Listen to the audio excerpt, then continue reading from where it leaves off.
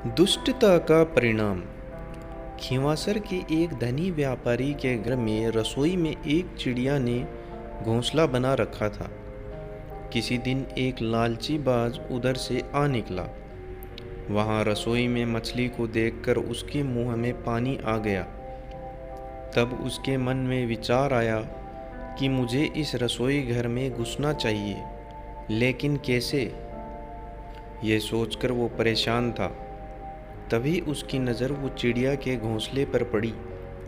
उसने सोचा कि मैं अगर चिड़िया से दोस्ती कर लूं तो शायद मेरी बात बन जाए।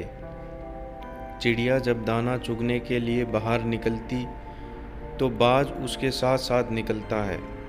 थोड़ी देर बाद चिड़िया ने पीछे मुड़कर देखा कि बाज उसके पीछे है।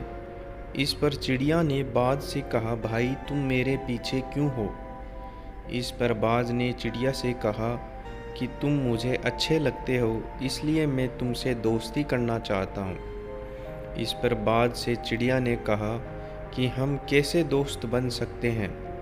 हमारा और तुम्हारा भोजन भी अलग अलग है। मैं गेहूँ खाती हूँ और तुम मांस। इस पर बाज ने चापलूसी दिखाते हुए कहा, कौन सी बड़ी बात है? मेरे पास घर नहीं है, इसलिए हम साथ साथ तो रह ही सकते हैं और साथ ही भोजन खोजने आया करेंगे, तुम अपना और मैं अपना। एक दिन घर के मालिक ने देखा कि चिड़िया के साथ एक बाज भी है, तो उसने सोचा कि चलो चिड़िया का मित्र होगा, इसलिए उसने उस बारे में अधिक नहीं सोचा। अगले दिन चिड़िया खाना खाने के लिए बाज को साथ चलने के लिए कहती है, तो बाज ने पेट दर्द का बहाना बनाकर मना कर दिया।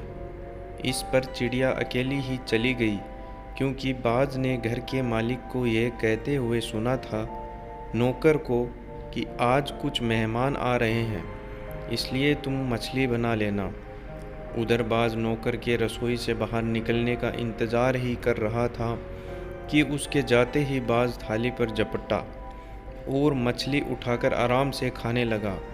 नौकर जब वापस आया तो बाज को मछली खाते देख गुस्से से भर गया और उसने बाज को पकड़ कर गर्दन मरोड़ कर मार डाला। जब शाम में चिड़िया वापस आई तो उसने बाज की हालत देखी तो सारी बात समझ गई। इसलिए कहा गया है, दुष्ट प्रकृति के प्राणी को उसके किए की सज़ा अवश्य मिलती है।